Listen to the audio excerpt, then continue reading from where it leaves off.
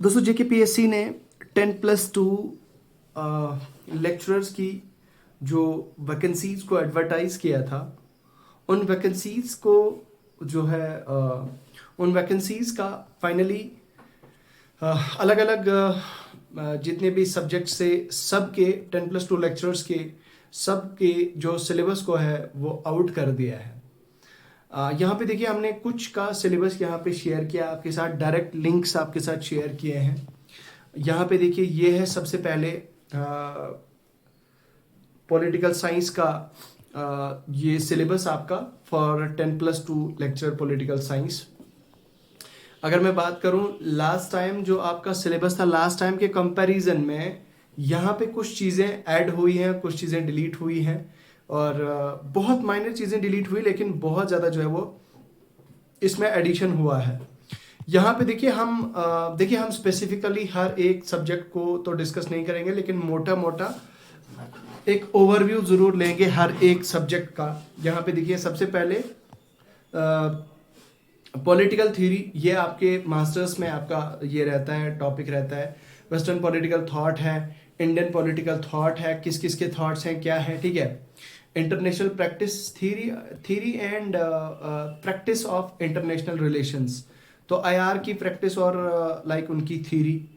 Introduction to international relation, concept of power in international relations, management of power, emerging trends in international relations, ठीक है। Government and politics of Jammu and Kashmir, देखिए ये है government and politics of Jammu and Kashmir. ये देखिए formation of Indian National Conference कब हुई है, और उसके अलावा adoption of new Kashmir manifesto, Praja Parishad movement कब हुई थी, accession of Jammu and Kashmir, इसमें क्या क्या कंडीशंस थी और इसमें क्या क्या कंट्रोवर्सीज हैं, वो चीज़ें आपने पढ़नी है।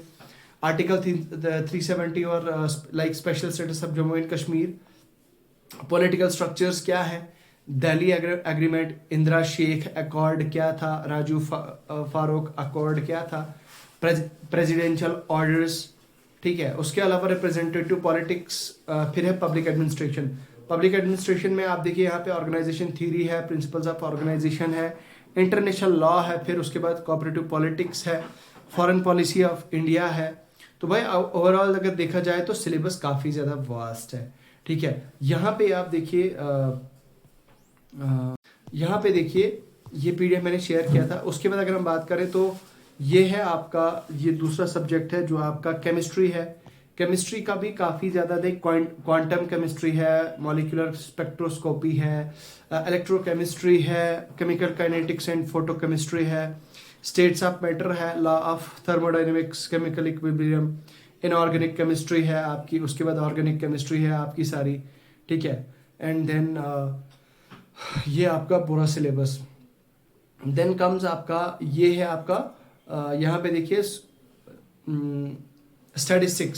स्टैटिस्टिक्स के साथ में यहाँ पे आप दूसरे नंबर पे देखिए लिंक मैंने डाल दिया है।